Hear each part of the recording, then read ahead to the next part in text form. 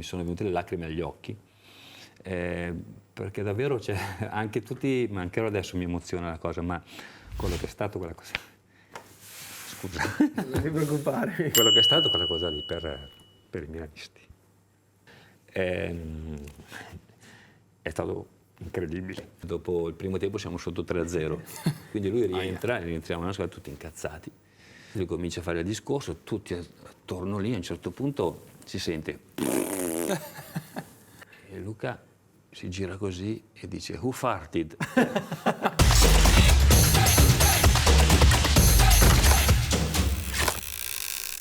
Nuova puntata di Al Locker Room, con noi c'è Filippo Galli. Ciao Filippo. Ciao, Filippo, buongiorno a tutti. Vabbè, adesso si racconterà Filippo Grazie chi è, per l'invito innanzitutto. perché Filippo è oltre che essere stato un pezzo di storia importante del Milan, Filippo è anche un custode di incredibili segreti e aneddoti, perché ha fatto parte del Milan più forte della storia di tutti i tempi. Luca, io direi, per i giovani che magari su YouTube si fermano a qualche anno prima o dopo, chi è Filippo Galli? Vado io? Dunque, Filippo Galli è boomerissimo direi. Sono del 1963, quindi siamo prossimi ai 61 anni e ho giocato nel Milan gran parte della mia carriera, 14 stagioni.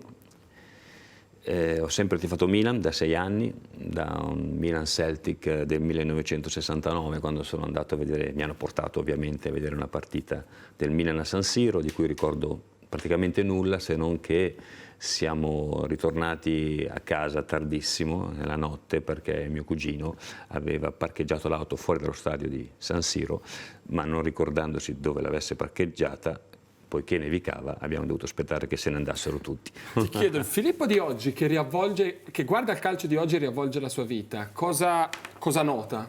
Proprio da un punto di vista di calcio, non per forza di pallone, nel senso tecnico, cioè più fisico, cioè meno fisico. È arrivato presto il richiamo del calcio, dell'ambiente calcio, perché sono stato fuori, ho fatto per 7-8 mesi, ho lavorato in un'azienda che si occupava di abbigliamento sportivo, sono stato in Cina, sono stato in Romania dove questa azienda produceva, però dopo 8 mesi mancava l'ambiente del calcio e così ho chiamato Arido Braida che ha parlato con il dottor Gagliani e poi da lì sono rientrato al Milan come assistente nello staff di Franco Baresi sulla primavera. Era il lontano 2004, sì, ho smesso nel 2003. Chi è stato qua nelle puntate precedenti ci ha raccontato che proprio per questo il Milan è sempre stato una famiglia per chi l'ha vissuto, perché comunque il Milan, se hai dato tanto al Milan e sei stato una persona e un giocatore di qualità, ma più una persona, il Milan poi di quegli anni lì, il Milan di Gagliani, Berlusconi, Braida,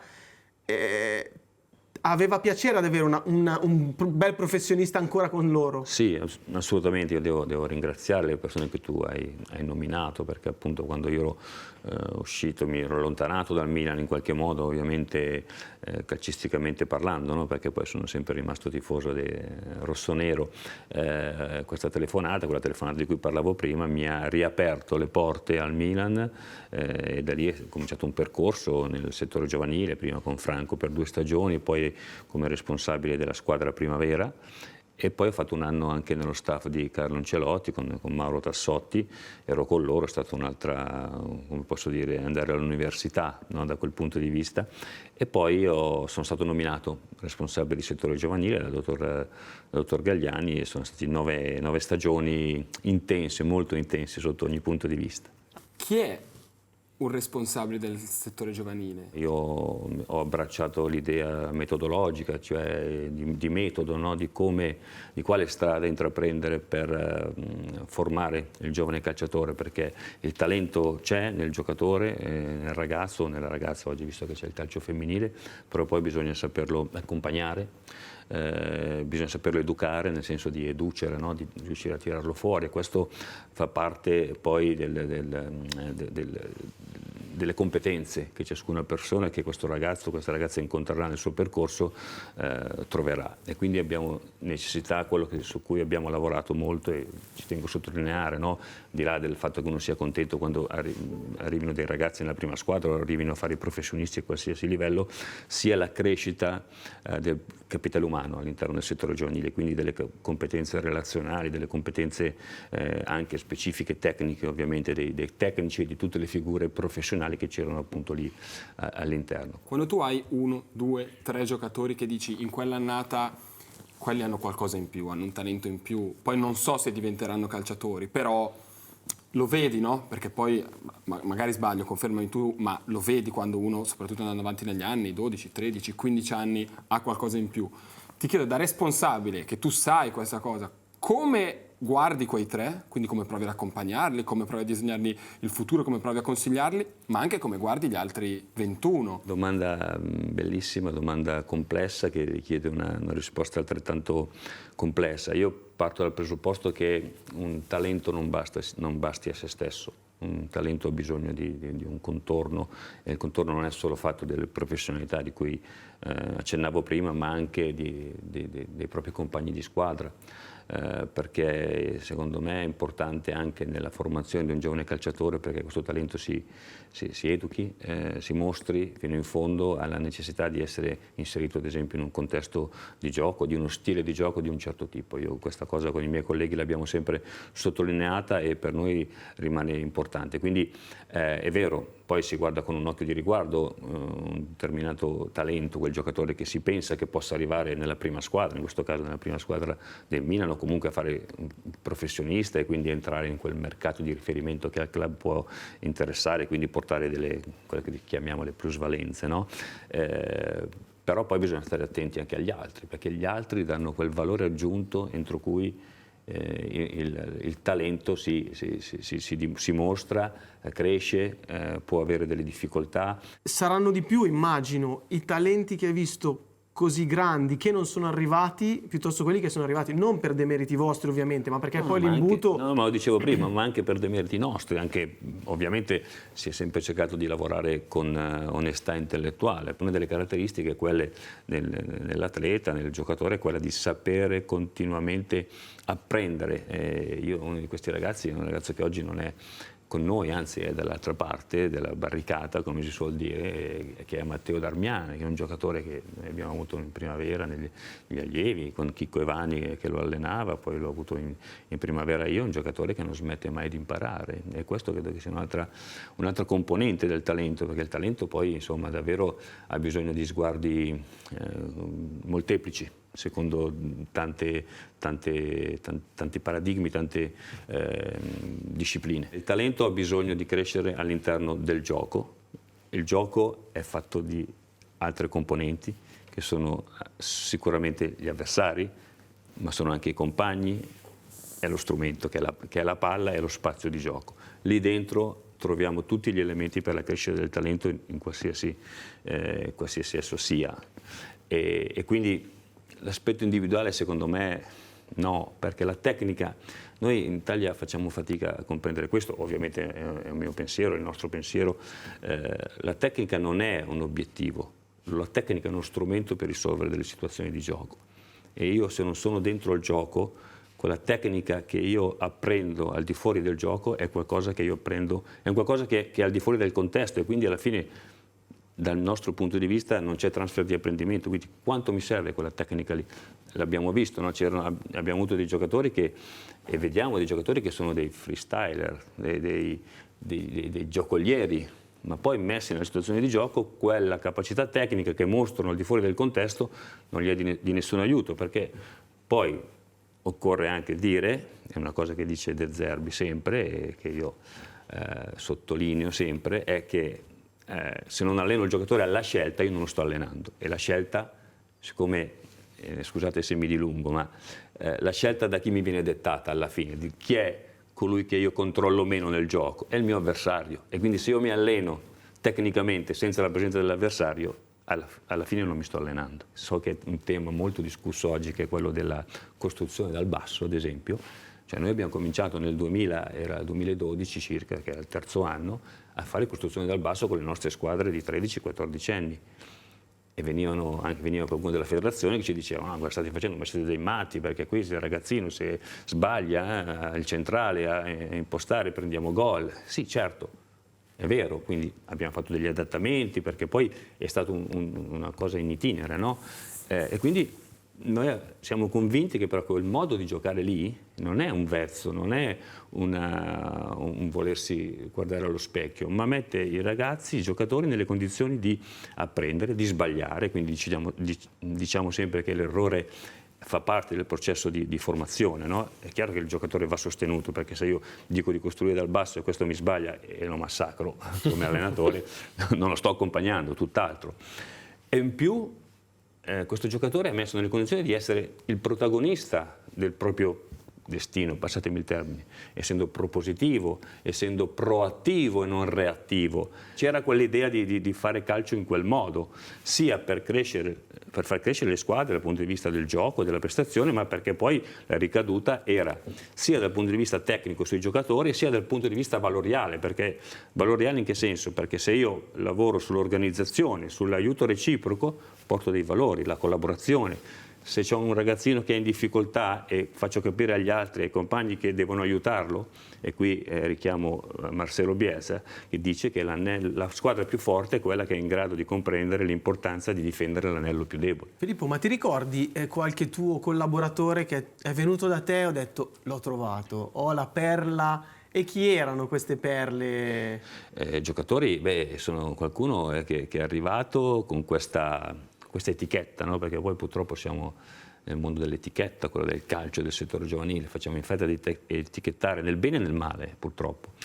E uno su tutti è, Mastur, forse volevate arrivare a questo, non lo so, però era un giocatore di cui ci si aspettavano grandi cose, perché alla sua età, a 14 anni, quando arrivò al Milan, dopo che lui aveva fatto due anni di percorso all'Inter, arrivò al Milan, ci si aspettava che lui potesse arrivare in un schiocco di dita alla prima squadra, e così non è stato. Mi viene in mente un Verdi che era fortissimo, poi ha fatto il calciatore, comunque, assolutamente. però Verdi, sembrava il Messi di quella primavera. Verdi è il primo giocatore di cui io faccio menzione al dottor Galliani, perché lo vedo al primo torneo che faccio come responsabile del settore giovanile a Villarreal, torneo dove si giocava su un unico campo con 12 squadre, un campo che non si rovinava mai, verde, in erba, incredibile. E io vedo questo ragazzino che fa delle cose incredibili, destro, sinistro, ha una capacità di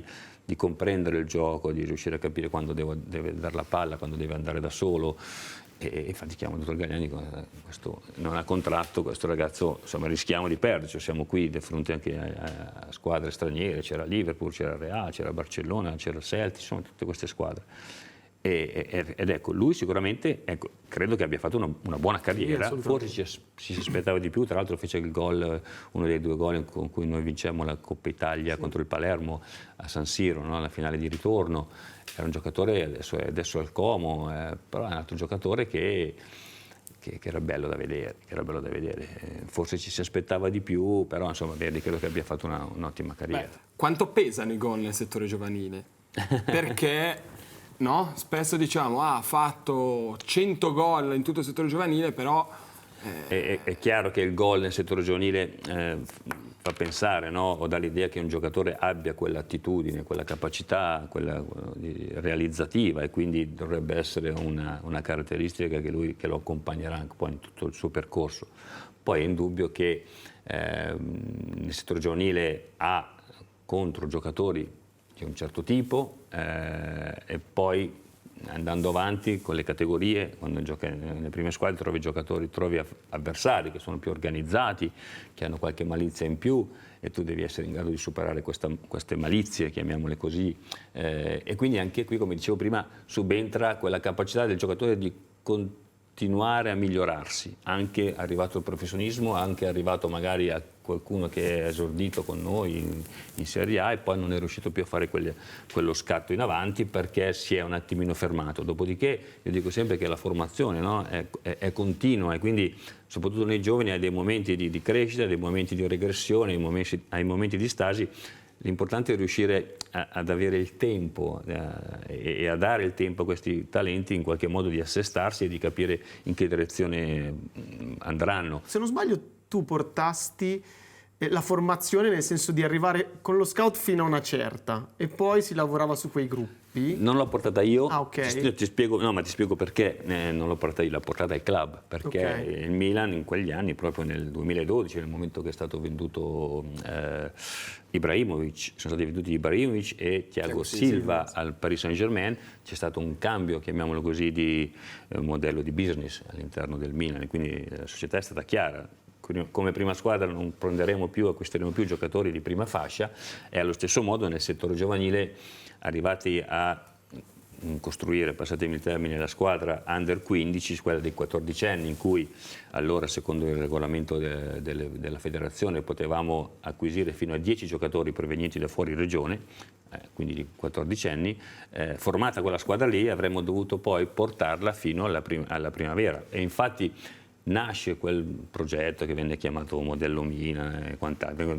A me le etichette poi piacciono poco, però quell'idea proprio di dover lavorare in profondità dal punto di vista metodologico perché non era più possibile inserire altri giocatori e quindi a maggior ragione dovevamo tirar fuori il meglio da questi talenti, da questi giocatori che noi avevamo. E infatti poi io chiesi al dottor Gagliani di poter andare insieme ai miei colleghi a fare visite a quei settori giovanili, a quei club che erano competitor del Milan, che quindi partecipavano alla Champions League con continuità, che avevano all'interno della loro rosa della prima squadra tanti giocatori che provenivano dal settore giovanile e quindi andare a capire come questi giocatori, come queste squadre lavorassero.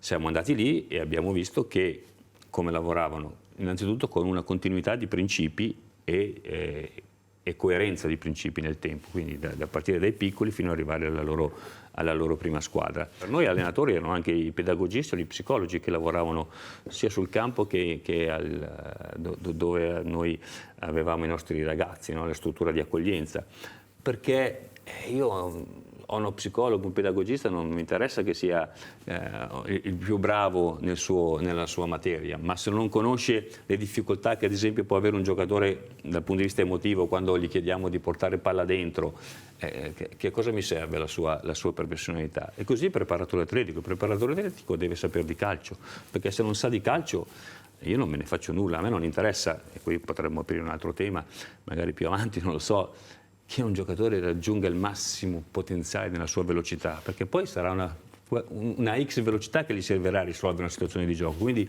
il calcio non è prestazione atletica, il calcio è prestazione calcistica, anche attraverso i test che venivano fatti con Minallà, con continuità sulle capacità condizionali. Poi abbiamo visto che questi giocatori davvero quelli che sono arrivati, abbiamo fatto questo studio nel 2018, poco prima appunto che terminasse la nostra esperienza, la mia esperienza come responsabile del settore giovanile, abbiamo visto che quei giocatori che sono arrivati a giocare poi in Serie A o a fare i professionisti avevano tutti dei valori delle capacità condizionali nella curva nella normale e nessuno era straordinario. E quindi è evidente che per diventare professionisti sia necessario qualcos'altro. Devi essere un atleta, questo lo mettiamo in dubbio, ma non necessariamente devi essere Rambo o devi essere, ne è piena la storia del calcio di giocatori che anche strutturalmente non sono granché, ma sono dei signor giocatori. Allenatori, in che cosa è uguale, in che cosa cambia un allenatore dell'Under 12 da un allenatore della prima squadra? Cioè quale aspetto va mantenuto e quale aspetto chiaramente cambia? Ma io credo che alla fine insomma ci sia un trade union tra queste figure e credo che la cosa più importante sia essere se stessi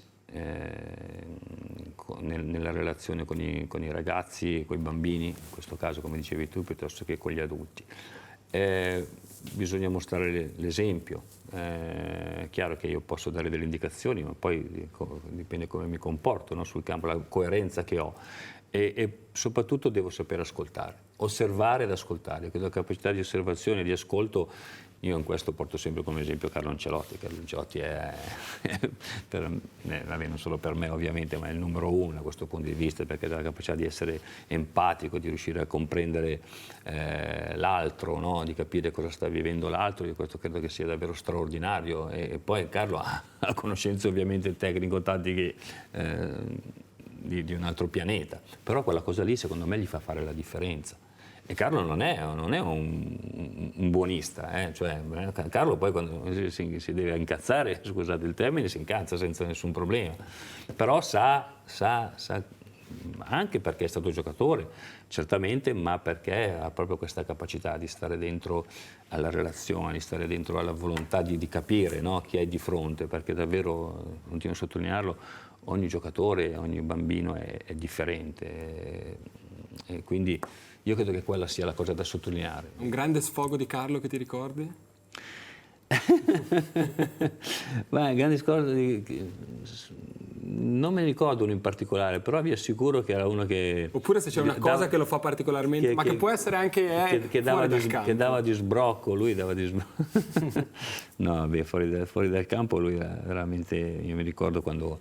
non so, ve l'avranno già raccontata, preparavamo proprio l'anno della vittoria dello scudetto con Sacchi, il primo anno, quando preparavamo il famoso bibitone, che era una scodellona così di Coca-Cola, Polase, non so cos'altro ci fosse dentro, ma nulla di ovviamente, tutto regolare.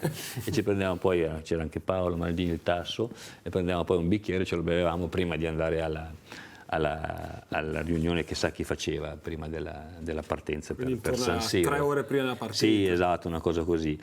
Però di sbrocchi di Carlo qualcuno l'ho visto, adesso davvero non saprei ricordare, ma quando sono stato con lui in quell'anno di responsabile di settore giovanile, qualche sbrocco l'ho sentito, qualche pugno duro e qualche muso forte con i giocatori l'ha utilizzato, non è insomma così tranquillo, sa esserlo nel modo giusto. E probabilmente il rispetto che anche si merita e si guadagna è quello che lo ha portato a essere quello che è diventato, no? Perché ha sempre gestito spogliatoi densi di campioni, è riuscito a vincere probabilmente in posti dove, mi viene in mente la Francia, dove si era faticato proprio per quella presenza così quasi satura di campioni e di personalità e di caratteri, e Carlo è riuscito a gestirli al meglio. No, dal punto di vista della gestione è straordinario, ma anche dal punto di vista tecnico, perché poi uno guarda la gestione, però poi dal punto di vista tecnico io credo che adesso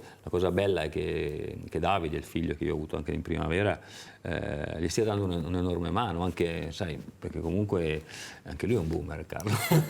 No, nell'evoluzione, nel pensare ad evolversi, no? Al cambiamento del calcio, che quindi avere un figlio o comunque preparato che abbia voglia di fare bene, credo che gli sia soltanto d'aiuto, così anche come Mauri, il figlio del preparatore atletico che era con lui al Milan. E la tua parentesi calciatore, io ho studiato un po' la tua storia, è veramente particolare. C'è da studiare. No, la tua infanzia ho studiato, nel senso che non hai iniziato subito. No, io no, tutt'altro. Io vado sempre orgoglioso, faccio sempre le domande e mai nessuno indovina, almeno fino all'11° sport. Dico sempre: qual è lo sport che ho praticato prima di fare calcio? E rispondono 11 sport differenti e nessuno riesce ad indovinare. La ginnastica artistica. Ah, è vero, l'ho letto, l'ho letto. Però sono andato su arti marziali perché pensavo alla coordinazione invece mio figlio più grande propedeutica allo sport. Ecco, però anche qui si aprirebbe un altro... No, per carità, si aprirebbe un altro tema, la coordinazione. Abbiamo bisogno di coordinazione specifica, perché poi alla fine uno dice devo essere coordinato, quindi ma è giusto che a scuola si coordini un giocatore o un atleta o un ragazzo a fare diversi sport e quindi avere una coordinazione generale, eccetera. Infatti a me dicevano: ma tu, anche se sei arrivato tardi nel calcio, sei stato così bravo a coprire quel gap che c'era rispetto agli altri che avevano cominciato al Milan prima di te, perché hai fatto ginnastica artistica. In realtà ginnastica artistica certamente non mi ha fatto male, però quel tipo di coordinazione lì è una coordinazione generale. Il calciatore ha bisogno di una coordinazione specifica. Probabilmente l'esempio che si porta sempre, che tutti portano, forse io sono in grado di salire su un albero perché ho fatto ginnastica artistica, sono insomma abile anche a fare quelle cose lì, certi movimenti. Messi probabilmente non è in grado di fare quella cosa lì, Però tu però dici Messi che è Messi, cioè voglio dire, Certo. no? Capito? C'è bisogno di coordinazioni specifiche. Ma come sei arrivato a fare ginnastica artistica? Io sono arrivato perché in famiglia, almeno i miei zii, mio zio Giorgio e mio zio Carlo, entrambi, uno tifoso del Carlo del Toro, che per me è sempre stato un esempio di riferimento, poi magari vedremo anche perché, e l'altro tifoso della Fiorentina, facevano ginnastica artistica, avevano fatto ginnastica artistica e uno era presidente della società Robur e Virtus di Villa Santa, dove io abitavo, e ho cominciato lì. Ho fatto 3 anni con il maestro Assi, Pierluigi Assi, veramente un fenomeno. Però io giocavo a calcio, ecco perché dicevo, sì, la ginnastica mi ha fatto bene, ma io il calcio l'ho imparato, come si dice, no? Nei cortili, nelle strade, nei campetti, che allora erano molto più accessibili rispetto ad oggi. Allora quella famosa tecnica funzionale l'ho imparata lì. Poi ovviamente al Milan c'è stato tutto un percorso, un processo differente, ma sono arrivato al Milan a quasi 17 anni. Ma quindi tu, legato a una società, legato a un'organizzazione con gli orari degli allenamenti diciamo prestabiliti, faceva ginnastica artistica, però poi in parallelo, come si dice in Brianza, al balloon Sì, al giocavi. balloon ho giocato tanto, ho giocato, io finivo la scuola, quando non avevo allenamento di ginnastica, finivo la scuola, andavo da questa mia zia, erano 2 le zie, mia zia Bea e mia zia Anna, che ormai non ci sono più entrambe, però sono cresciuto da loro e finiti i compiti andavo a giocare subito, fin quando non diventava buio davvero. E nella società di calcio credo di aver cominciato, che era Kosov di Villa Santa, centro di organizzazioni sportive Oratorio Villa Santa, che tutt'oggi è in attività, ho cominciato a giocare lì forse, non so, a 13 anni. Quindi E come ti sei presentato? Io sono un centrocampista, un attaccante. No, io ho sono fatto il terzino perché avevo questo cugino, figlio della zia Anna Amilcare, che giocava terzino destro nella prima squadra del Villa Santa, Quindi che era allora un era in idolo. promozione, penso in promozione. E per me era un idolo, c'era il milanista anche lui, hippie, capelli lunghi, Genesis, Led Zeppelin, tutto, c'aveva nella sua cameretta. E quindi ho cominciato come terzino nel Villa Santa, poi pian piano sono passato centrale. Però a 15 anni già in prima squadra giocavi. In prima Ho letto squadra del nella prima categoria, Villa Santa, perché poi credo che avessero firmato l'ok i miei genitori. Perché allora non Fisicamente si eri già poteva. strutturato? No, non ero strutturato, ero un... Fringuellino. Sì, esatto, stavo dicendo un'altra cosa, fringuellino. Ero un fringuellino e ho cominciato... E chi ti ha visto? Perché chi è andato poi a vedere mi la hanno prima visto- categoria del Milan? andava l'osservatore a Brambilla, credo fosse di Vimercate, sì, Brambilla, e anche lui ci ha lasciato ormai da tanti anni, e che ha fatto la prima segnalazione. Tanto è vero che io vado a Milanello a fare il provino, faccio un discreto provino, un allenamento, eccetera, però poi il Milan mi dice, dopo qualche mese, mi spiace però sei già avanti negli anni. Nel 63 c'erano gli Evani, Gadda, Cambiaghi, Incocciati, insomma, veramente giochi Icardi, Battistini, sono giocatori di qualità, e io insomma non avevo quello standard lì. E quindi, ok, vabbè, io quindi torno a Villa Santa, mi ricordo che lavoravo da papà in azienda, facevo il disegnatore tecnico, e a pranzo mi allenavo ogni tanto, perché poi la sera io andavo a scuola, ho cominciato a fare il serale, però proprio in quel periodo torna al Milan che mi dice vieni a fare un torneo, e mi fanno fare un torneo sul Biate Arno. Lì battiamo l'Inter, l'Atalanta, andiamo in finale, faccio anche un gol, cosa che io... Che, diciamolo per gli amici non della zona, eccetera. Solbiate Arno è a 4 sì, km da è Milanello. l'uscita di Milanello, di fatto. È l'uscita di Ti Milanello. chiedo, ma come l'hai presa quella seconda chiamata? Tipo, sì, vabbè, ma questi mi hanno chiamato, ma mi hanno già scartato. No, vabbè, oppure... Milan, io ero milanista, il Milan non si poteva, no, farei, diciamo così, Gli schizzinosi, supponenti, no. Sono andato, ho fatto il torneo, è andata bene, ho fatto gol. Tra l'altro poi il Villa Santa credo pagò una multa perché io il Milan pagò una multa, scusate, pagò una multa perché io non avrei potuto giocare quel torneo lì, perché tesserato. no, perché allora c'erano il primo e il secondo semestre, io ero del primo semestre, 19 maggio, per poco, no? 30 giugno sarebbe, e quindi non avrei potuto giocare quel torneo lì. Pensa veramente a volte come devono andare le cose, e invece gioco, è andata bene, quindi il Milan da lì mi prende. Ma chi è venuto a dirti vieni al Milan? E allora c'erano in panchina, c'erano Italo Galbiati, grande, Faustino Braga, un altro grandissimo, e poi venne, credo, la seconda partita anche Fabio Capello, che aveva appena smesso di giocare, preso la fine della era partita e gli entrato. hanno detto- E sì, mi hanno fatto capire qualcosa, poi il presidente allora Mariani del Villa Santa cominciò a parlare, lo disse mio padre, e quindi tanto è vero che io partii lì comunque l'estate per fare la vacanza estiva di studio in Inghilterra, 10 giorni a Cambridge. E quando tornai ho cominciato ad allenarmi con il Milan nella primavera. Era il 79, se non vado errato. E l'approccio con Milanello com'è stato? L'approccio con Milanello, perché poi io sono andato subito ad allenarmi con la primavera. L'approccio con Milanello è stato, come posso dire, d'impatto, perché, cioè, capite, io ero stato a Milanello per fare quello stage, quell'allenamento quel giorno.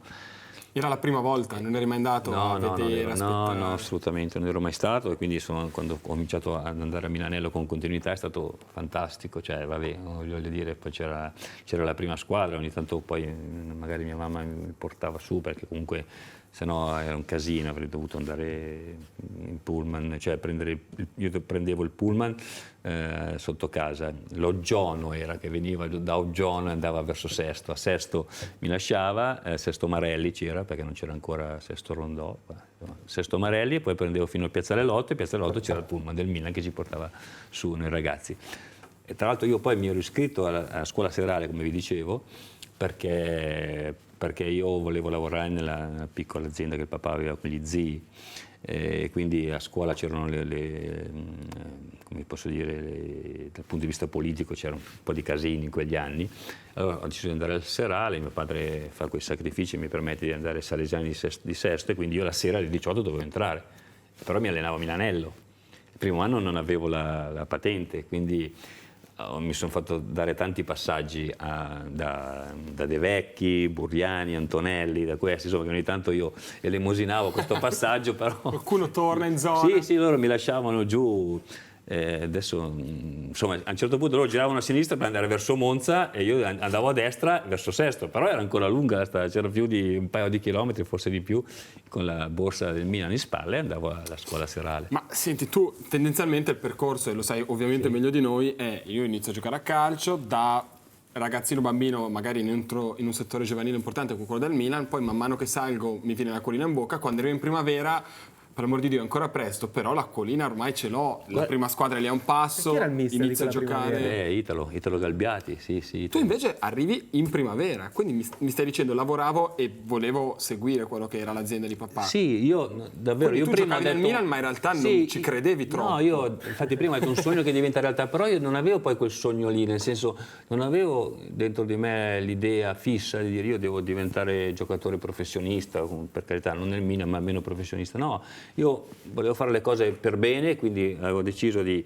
chiedere a papà innanzitutto e ai miei genitori di poter andare a allenarmi nel Milan. Ovviamente questo voleva dire che stavo solo la mattina da Hai chiesto papà, il io permesso, lavoravo che su... bella questa cosa. sì, certo. Cioè hai chiesto il permesso alla mamma sì. e al papà? No, perché cioè, adesso è... Normale. No, però adesso È normale, il papà però, che viene da te a no, dirti no. se un vai genitore al ti Milan. dice Sì, è quasi vero, no, no, cioè- non ti faccio andare al Milan, ma anche Bella questa l'Inter, cosa, l'Atalanta, la Juve. fa capire tante cose. Assolutamente. Filippo tu la dici così en passant, ma Sì, in no, realtà mi è sono bella accorto questa cosa. che non è così. Cioè, magari c'è il papà che spinge, no, deve andare al Milan, e invece tu, papà scusa, mi ha chiamato il Milan, posso? Allora io infatti la mattina andavo lì, poi mangiavo veloce, prendevo il famoso pullman e andavo, e la sera riuscivo ad arrivare a scuola, ogni tanto qualche professore mi diceva ma lei perché gioca a calcio, cosa le dà sto calcio, no?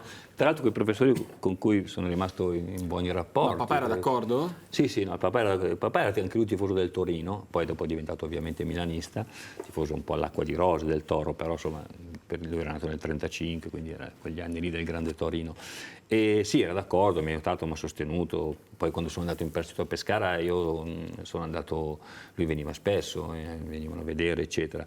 E quando ho cominciato al Milan, dicevo, è stato bellissimo arrivare a Milanello, perché poi io vedevo questi miei compagni come dei fenomeni, cioè Chicco, Ivani, Gadda, dei giocatori truccioli, Cardi, incocciati, Bolis c'era, Antonello Bolis, sì Antonello, no, Antonello poi ha lavorato con noi, Marco Bolis. insomma, dovevo darmi da fare per riuscire a stare lì dentro. Ti chiedo, Filippo, la prima maglietta del Milan, adesso oramai le magliette sono un po' cimeli, ce l'hai conservata? Sono stato un disastro io perché, non so come dirti, io avevo un amico che faceva raccolta di magliette e anche durante la mia carriera scambiavo le magliette, facevo cambio con i giocatori contro cui mi trovavo, quindi io avevo le magliette di Maradona, di Platini, di Pruzzo, di Zico e le ho date tutte a questo amico.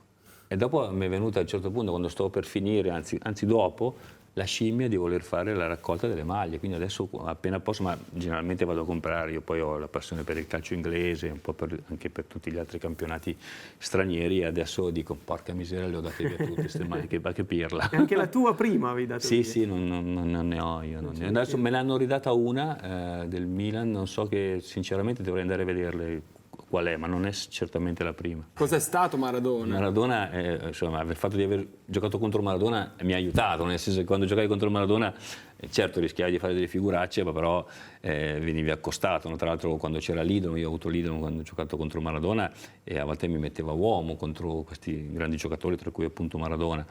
E quindi per me Maradona è il calcio. Ma lì quando la sera prima viene l'allenatore e ti dice domani stai uomo su Maradona, sì, sei più quasi un vanto di dire cavolo hanno scelto me per oppure la paura o l'adrenalina? No, perché l'idolo era veramente un fenomeno, un personaggio incredibile dal punto di vista del sarcasmo, quindi lui diceva sempre, mi veniva da me e diceva tu marchi Platini oppure insomma qualche altro giocatore Maradona, no? Perché se lui scompare dal campo, bene, molto bene per noi, se scompari tu da campo nessun problema. e quindi diciamo, vista adesso, è chiaro che io a un ragazzo di settore giovanile non direi mai questa cosa, però il barone era fantastico. Ma Filippo, ma c'era questa cosa, adesso possiamo dirla, era un altro possiamo calcio. Dire, siamo in prescrizione. No, esatto, no, ma io mi ricordo che c'era la cosa del 5 sul 9, chiaramente, sì, o 10 che poteva essere, e c'era la cosa che lo dovevi picchiare.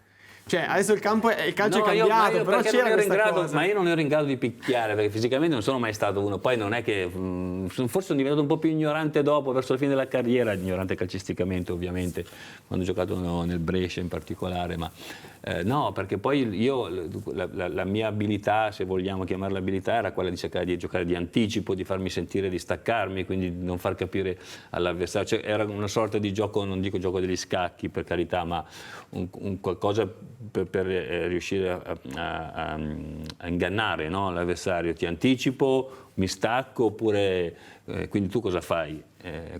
Giocavo un po' su queste cose qui, a volte riuscivo, a volte no, perché poi in Italia allora c'erano giocatori veramente forti. Ma dici anche questa, che anche questa è in prescrizione, ma qual è il giocatore con cui hai fatto più trash talk? Ma no, anche qui trash talk, io trash talk l'ho subito quando sono andato a giocare, non si può dire da chi, ma quando sono andato a giocare a Pescara il primo anno a Reggio Calabria, con la Regina, mi è arrivato non un trash talk, mi è arrivato uno sputazzo in faccia, mi è arrivato, sì. Però trash talk no. Secondo te lì è perché vedo il giovane, devo fargli capire chi comanda, barra? Secondo me sì, è arrivato, quella volta lì è andata così.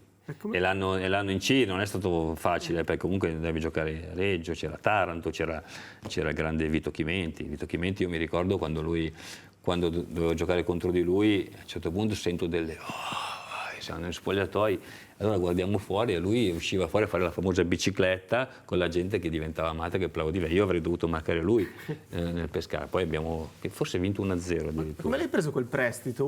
Porca miseria, adesso è dura oppure andiamo? No, andiamo, anche quello. Io anche lì, come gli dicevo, sì, volevo dare il meglio di me stesso, è stato dopo quell'anno lì che ho capito che avrei potuto fare il giocatore professionista, anche se il primo contratto di fatto l'ho fatto con loro. Io mi ricordo che volevo un contratto quando sono andato, adesso io non ho mai giocato, vabbè, i soldi sono importanti per carità, no? Però io mi ricordo che volevo che ci fosse un riconoscimento da parte del Pescara quando sono andato lì. Infatti mi offrirono 500.000 lire, giusto? Ne chiesi 700.000 perché dicevano no, perché comunque gli operai... Avevi il procuratore o no, ma che non esisteva? procuratore? No, poi te la racconto quella del Questa procuratore. è bella dei procuratori. Quindi andavi tu a parlare col presidente, no, ma No, dammi la cosa infatti mi che- ricordo, ho preso 8 milioni e 4 di lire e 10 milioni e 8 lordi il primo contratto. E poi mi iscrivo alla mia prima università, Ah, bello. e io mi iscrivo alla prima università, che è ingegneria meccanica, perché mio papà aveva un'officina con gli zii di meccanica, ingegneria meccanica, però mi iscrivo, vado alla prima lezione e poi è una delle prime università di cui mi iscrivo, che però non finisco, anzi praticamente quella non l'ho iniziata, e rientro. No, se vuoi ti racconto sì, quella il procuratore. il procuratore, quando dopo il secondo anno di Milan, quindi deve iniziare il terzo, il presidente è Farina. Quindi lui mi chiama la mattina, credo, adesso non ricordo più se alle 9 o alle 10 in via Turati, e mi fa entrare nell'ufficio praticamente credo alle 14, alle 16 nel pomeriggio. Io sto tutta la mattina, a un certo punto mi vengo da piangere così, mi siede, mi allunga il contratto e non cambiava nulla se non pochissimo rispetto a quello dell'anno precedente. E io cosa faccio? Firmo perché, caspita, sono al Milan, eccetera. Vabbè, firmo, si alza, vabbè, si può dire, mi dà la mano. Ben, ti gocciava un'altra volta. Sì, mitico. Io lo amo, E poi è arrivato il lo amo, procuratore a quel veramente. punto, o no? E poi avevo Giuliano Terraneo in squadra con noi.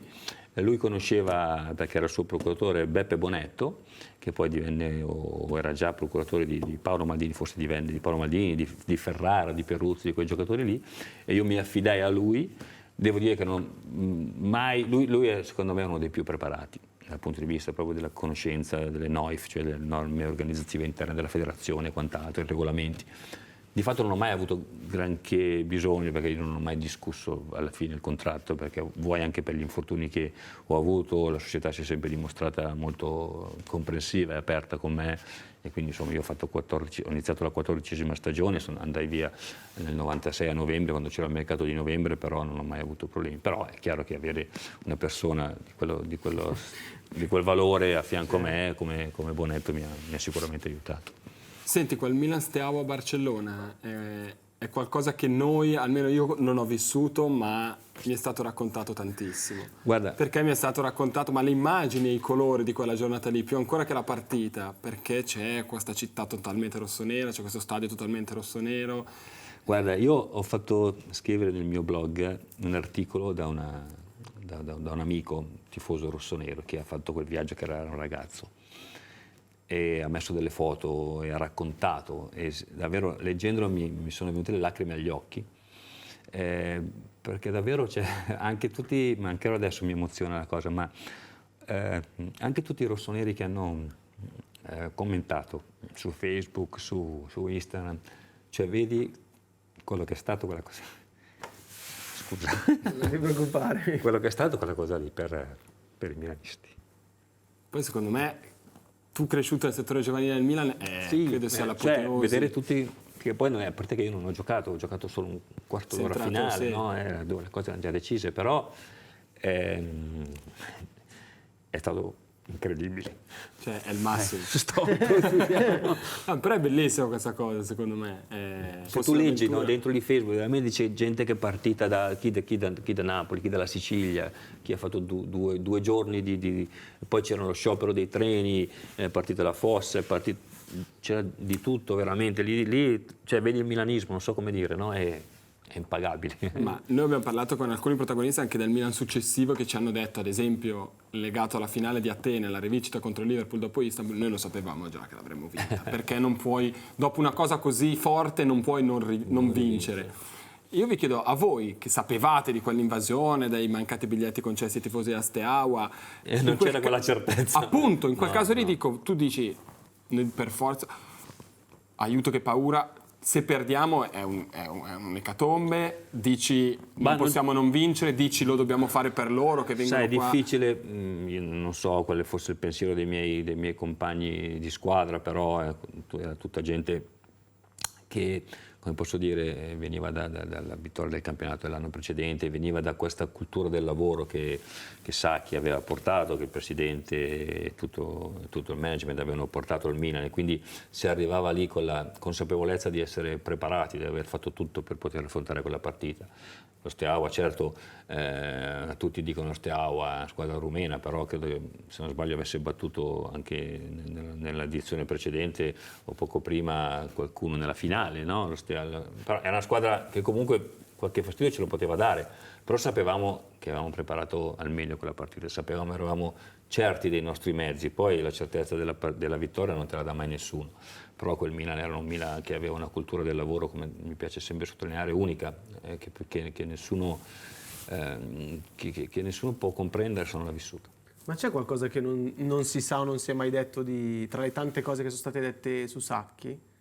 C'è qualcosa che... No, credo che sia stato detto tutto, come quando lui, che so, veniva a Milanello la sera che strisciava le sue ciabattine, Tasso forse ve l'avrà detto, però sì, quindi spegnevamo la luce, sì, esatto, perché poi era un martello, non finiva mai di darti delle raccomandazioni, di parlarti della partita, e poi con gli olandesi diceva one going deep, one going help, if one going deep, one going help.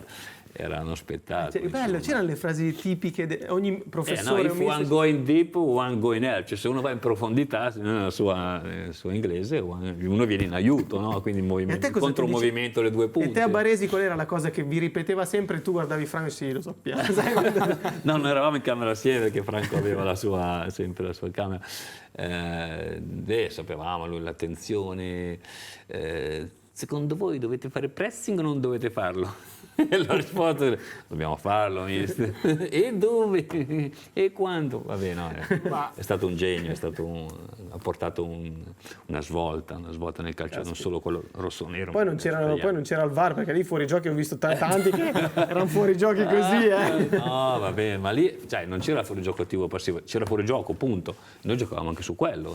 Sì. Si faceva la parte video?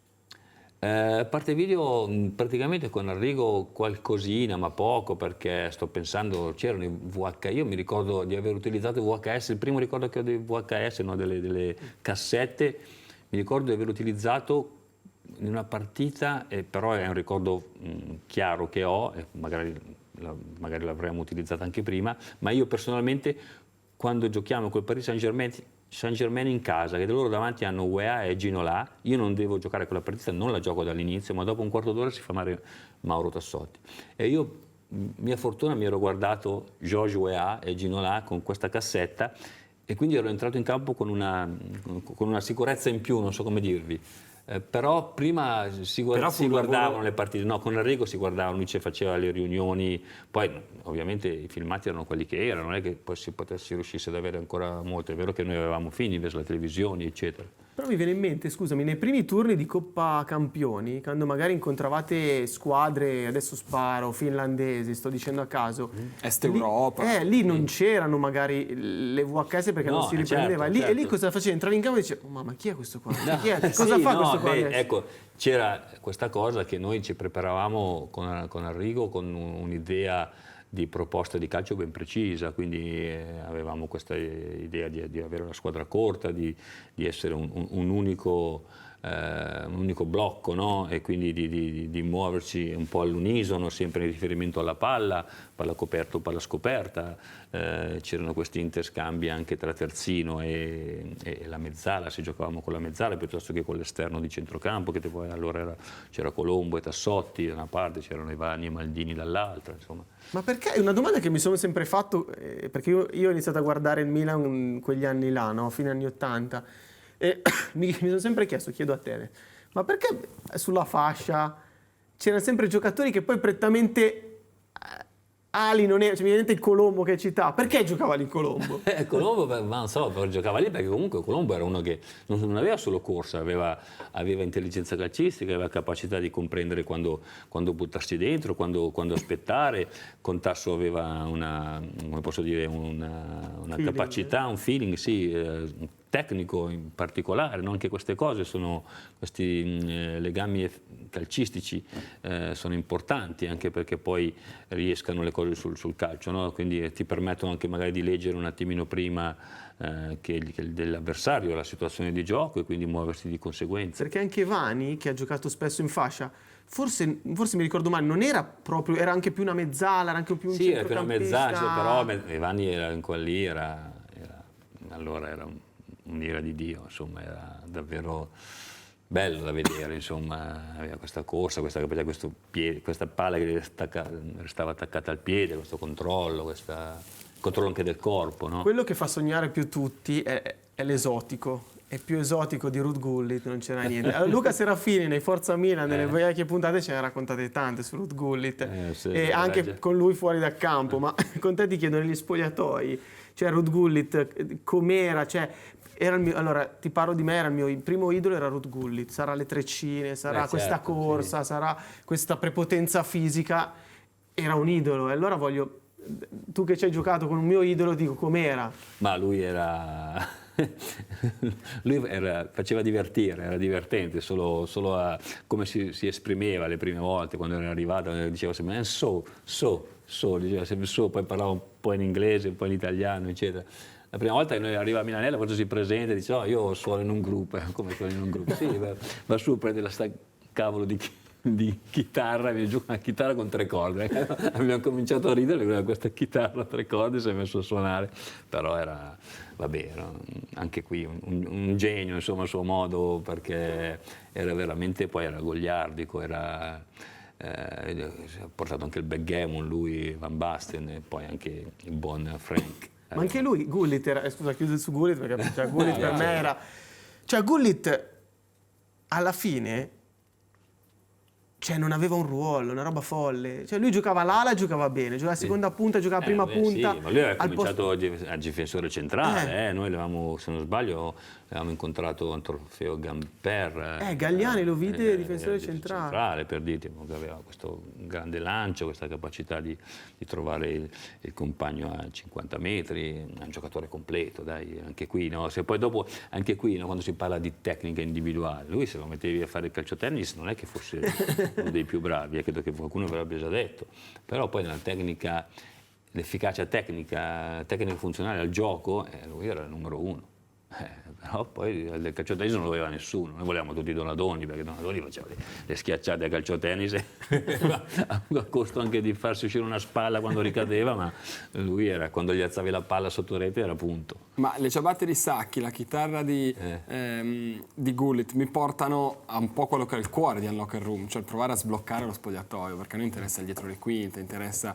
E c'è una domanda che se venisse qui, se avessimo la fortuna di parlare con Kilpin mi piacerebbe farla, perché lega un po' tutti questi anni, cambia tantissimo, ma secondo me resta affascinante sempre. Noi, io e Fra, vediamo l'attualità, che secondo me è quella più scarna sotto questo punto di vista. Com'erano i ritiri? Cioè, innanzitutto se erano una rottura o se vi divertivano, e poi, sai, oggi con cellulare, PlayStation... Oggi, è chiaro che oggi ci sono molti per dire, diversivi. Cioè. Quando partivate, si gioca, per amor di Dio, si giocava sempre di pomeriggio, se si giocava a Napoli la domenica pomeriggio partivate il sabato, in quel caso come facevate la sera? La domenica mattina uscivate? Ma generalmente, allora, io ero un po' itinerante, nel senso che ero in camera in quegli anni con Pietro Paolo Virdis, andavo spesso in camera di Mauro Del Tasso a fare 2 chiacchiere, oppure in camera di qualcun altro, perché comunque mi piaceva girare fino a, ovviamente credo alle 10 si dovesse spegnere e andare o comunque stare nella propria camera. Nei ritiri poi si cercava di stare magari giù al bar, si giocava a backgammon quando eravamo a Milanello, perché anche lì sembrava di essere un po' più a casa, no? Perché comunque si conosceva, si guardava magari qualcosa della televisione assieme. Cosa si guardava a quell'epoca? Cosa c'era?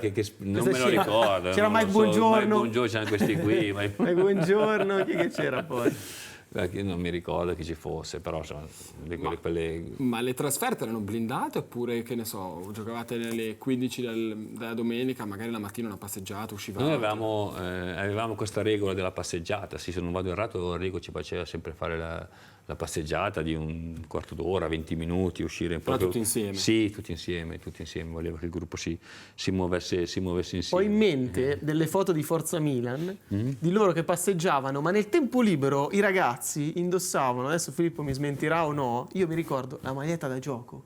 Cioè c'ho qualche flash di trasferte europee intercontinentali, andavano in giro già con la maglietta Mediolanum. Sì, non so se avesse il numero, però forse no, senza numero. Senza numero, sì, probabilmente avevamo la maglietta da gioco. Sì, beh, insomma, ovviamente anche gli accessori non avevamo ancora, cioè non era l'era di oggi, no, dal punto di vista dell'abbigliamento, eccetera, quindi probabilmente si utilizzavano delle maglie, perché poi, come penso adesso, no, le maglie venivano stampate, il nome allora non c'era, è arrivato soltanto dopo, e quindi qualche maglia veniva utilizzata come maglia da passeggio. Ma la curiosità anche, ne parlavamo, forse proprio con te in un match day, della pitch inspection, cioè voi dovevate andare sempre pitch a vedere... inspection, no, ma camminata sul campo. Dovevate sempre andare a vederlo il campo. Sì, noi andavamo sempre. Tutti. Allora, io mettevo sempre un bel 15-13 di tacchettino, anche se, sì, no, a meno che ci fosse un campo, un campo veramente duro, se no scarpe, il difensore a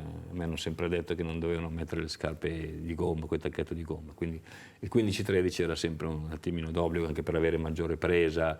Io poi, già che non ero veloce nei cambi di direzione era importante avere presa sul terreno nella maniera giusta, e quindi sì, però andavamo sempre a guardare il campo, il terreno, magari nelle zone che dovevano in teoria essere più calpestate di altre in base al proprio ruolo, e quindi, come sai, io occupavo tutte le zone del campo. Ma il rapporto con gli arbitri com'era all'epoca? L'arbitro una volta era il direttore. Dipende, non tutti gli arbitri avevano, cioè, come arbitri sono esseri umani, ognuno ha il suo carattere. Non con tutti ti potevi permettere, soprattutto chi non era capitano, di avvicinarti, di avere... altri invece ti davano l'opportunità di scambiare anche un'opinione, via, anche se era veloce, perché poi io, che ho sempre fatto della concentrazione una delle mie forze, non è che avessi tanto tempo di stare lì a parlare con l'arbitro, sì, magari lo si mandava a quel paese dentro di te, appunto, però eri già subito un attimo dopo concentrato su quello che sarebbe accaduto. Io quegli anni lì ho tantissime curiosità. Mi viene in mente, Filippo, le trasferte, anche in Italia.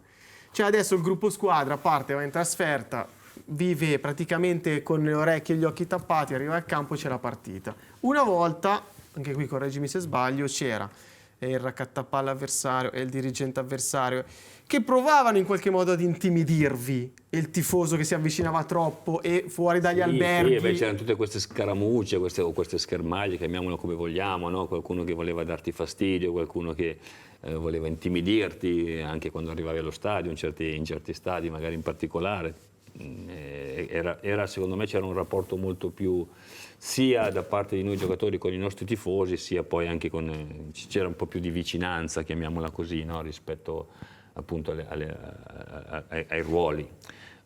Però ecco, tornando al ritiro, mi viene in mente quando facevamo il ritiro estivo, che a un certo punto abbiamo cominciato a farlo a Milanello, quando poi la sera avevamo finito di cenare, e ancora era estate, quindi le giornate si allungavano, cioè noi facevamo un po' di tutto, anche dal punto di vista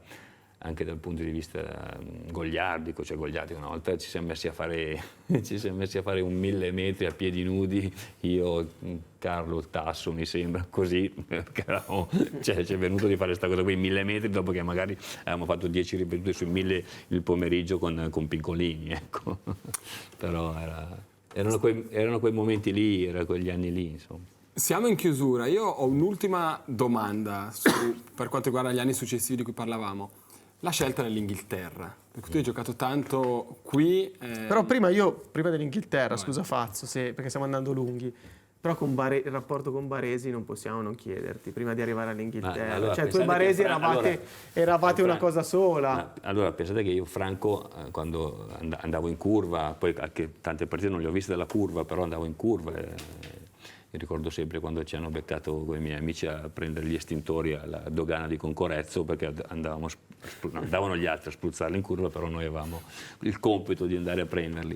Vabbè, io, Franco, nell'anno dello scudetto, quello del 79, ero a San Siro, in curva, quando poi anche Gianni Rivera fa spostare il Milan-Bologna, fa spostare il pubblico, no, per l'inagibilità di una certa parte del secondo anello di San Siro.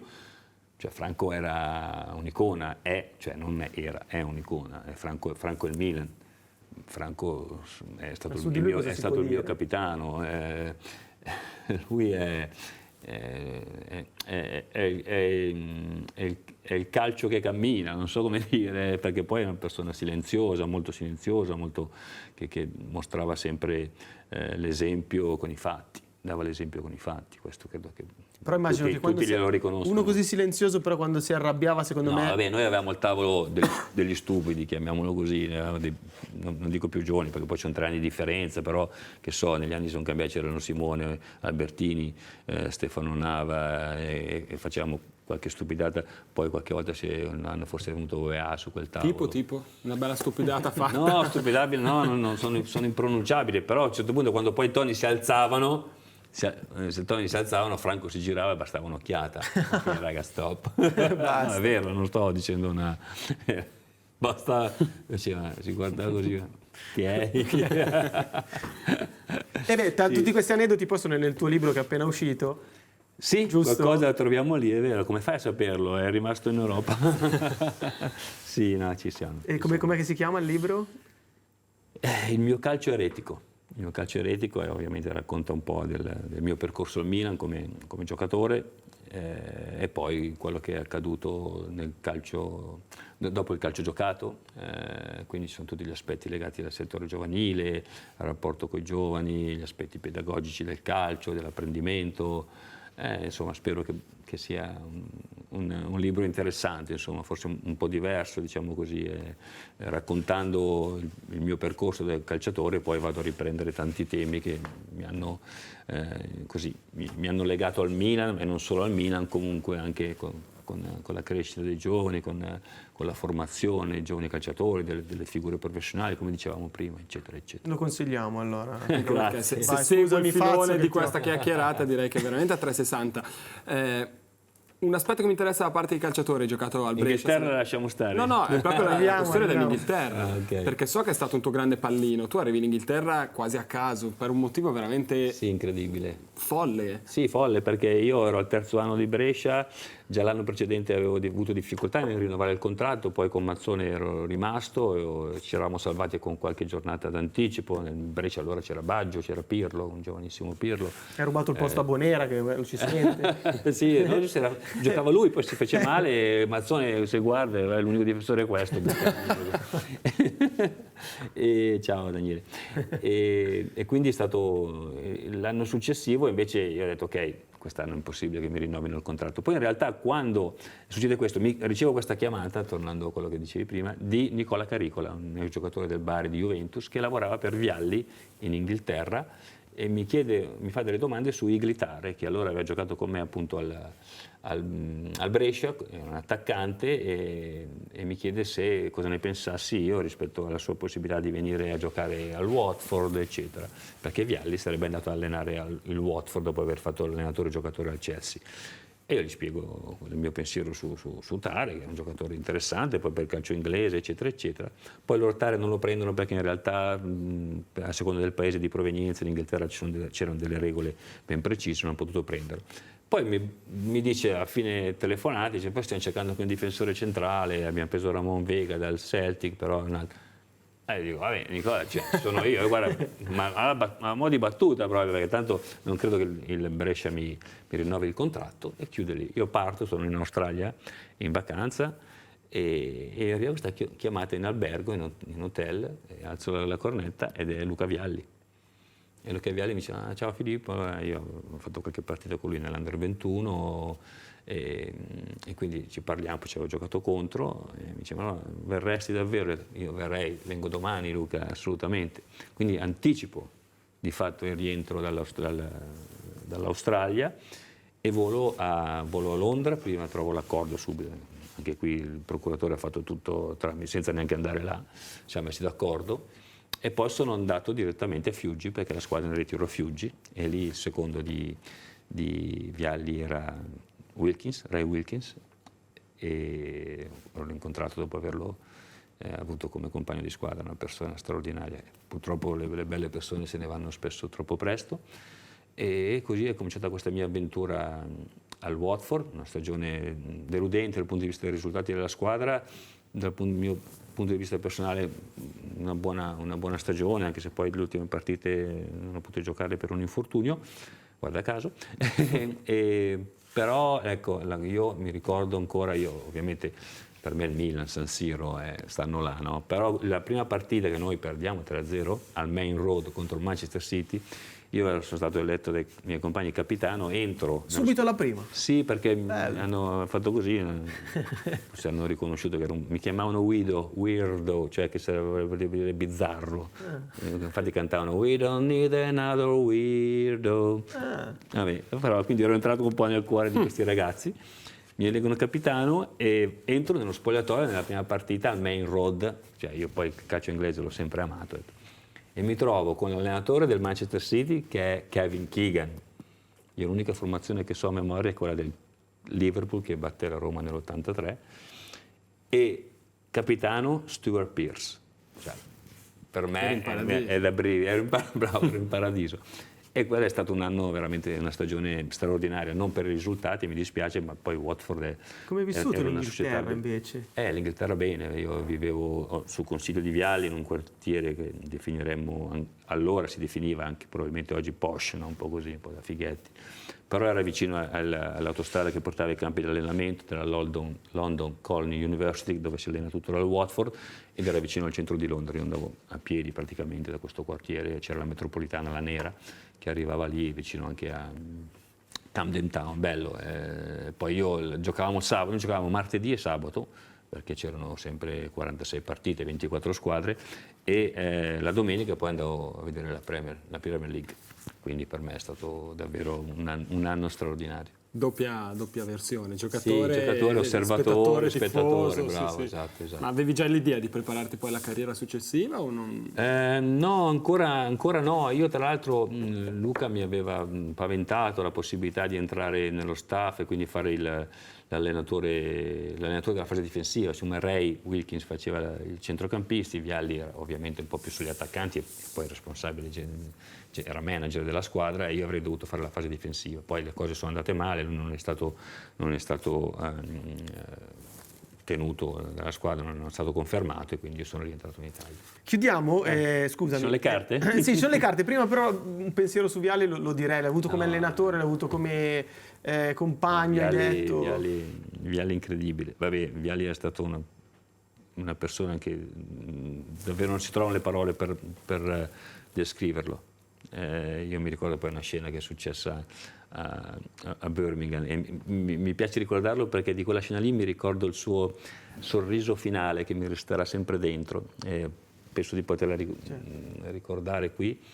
Allora noi giochiamo a Birmingham e anche dopo il primo tempo siamo sotto 3-0, quindi lui rientra e rientriamo nella squadra tutti incazzati. Tutti incazzati, poi magari la tagliamo questa, vediamo un po', decidete voi.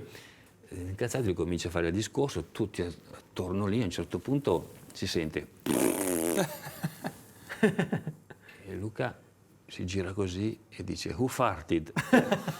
Scorreggiato, no? Si alza questo col mano, poi si nasconde e si fa "It's me Luca". Ok, let's, dice, andiamo.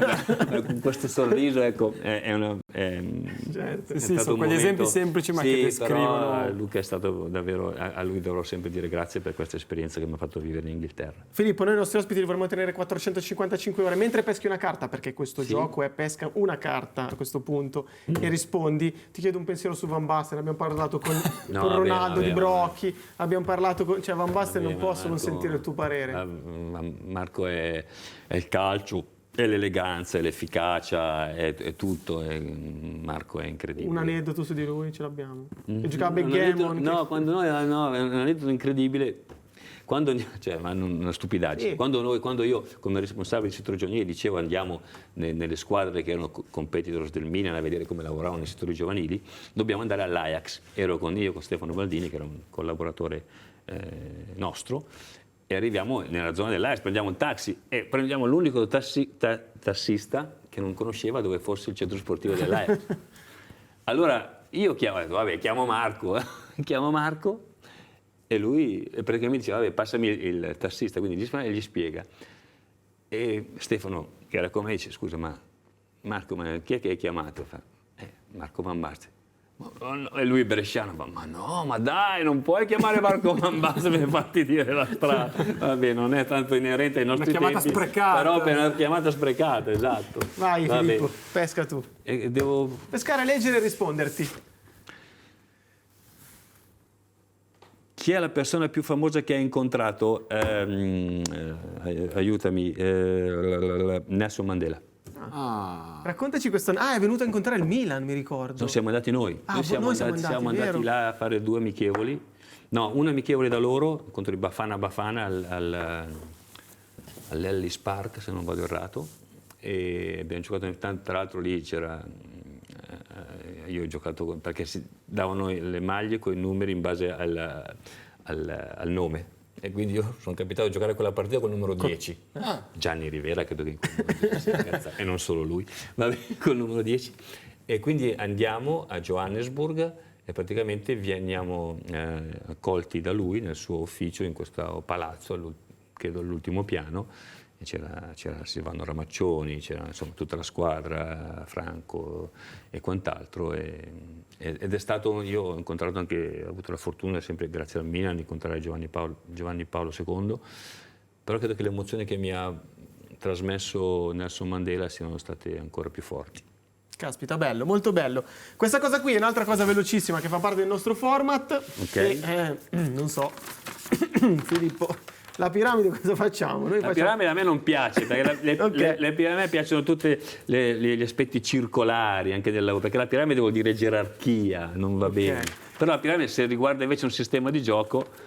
Il 4-3-2-1. Se è un sistema di gioco va benissimo. Ok, quindi la saltiamo questa. No, come farla? Facciamo, assolutamente. Facciamo, sei tu i nomi, Sì, vai. sono io. Allora, lascia stare che qua è compilata, Sì, la sì, scritta che è certo, vuota. certo. E scrivi pure di fianco, primo, secondo, terzo e quarto posto, abbiamo segnato i difensori che hanno fatto la storia del Milan. Mettili tu in ordine. Allora, il primo che ti faccio è quello in alto è quello, più forte per te, okay, però vabbè, vado? l'ordine no, te li dico io i nomi. Quindi la casualità è questa il gioco, cioè che magari ti dico uno che tu pensavi che invece era un altro. Allora, il primo nome è Nesta. Nesta lo mettiamo al secondo posto. Beh, Poi abbiamo con un altro, ci sarà un altro. Poi Stam al quarto. Poi abbiamo Baresi, senza dubbio sei andato subito diretto al primo. Abbiamo un giocatore che ti ha preso come punto di riferimento e che poi purtroppo ti ha rubato il posto, Costa Curta. Andrebbe messo qui, ma se dopo mi dici Maldini, io lo metto qui. Il secondo trasportato al terzo. Quindi terzo, esatto, sarebbe un secondo e mezzo, ma lo metti terzo. Poi Thiago Silva. Thiago Silva di fianco a Costa Curta, quindi terzo posto. Filippo Galli. Però se posso, con la stessa forza come hai messo Baresi in primo, ti sei messo quarto. Poi abbiamo Paolo Maldini, quindi ci hai anticipato quindi un gradino sotto a Baresi. Poi abbiamo Tassotti. Tassotti lo mettiamo con Costa Curta e Thiago Silva. E gli ultimi due sono un po' più antichi, se vogliamo. Cesare Maldini. Cesare Maldini, è rimasto i 2 slot, quindi sono forzati. Quarto posto. E Schnellinger. Cazzo, grande Schnellinger. E Schnellinger al quarto posto. Vabbè, dai, è andata bene. Sì, no, sono riuscito Sei a mettere stato bene. bravo. Maldini andrebbe qua con Franco, però per me Franco è il giochino, Franco, è uno. Esatto. Esatto. Per chiudere questo podcast con la già ridi Filippo. Noi lo diciamo perché tu strofinando questa lampada, chi esce? Aladino, no. Che è un genio. Puoi esprimere 3 desideri. Salute per la mia compagna, i miei figli, possibilmente anche per il sottoscritto, perché figli c'è anche mio nipote, che ormai sono nonno da 3 anni, quindi salute prima di tutto. E poi la cosa della pace poi rischia di essere una banalità.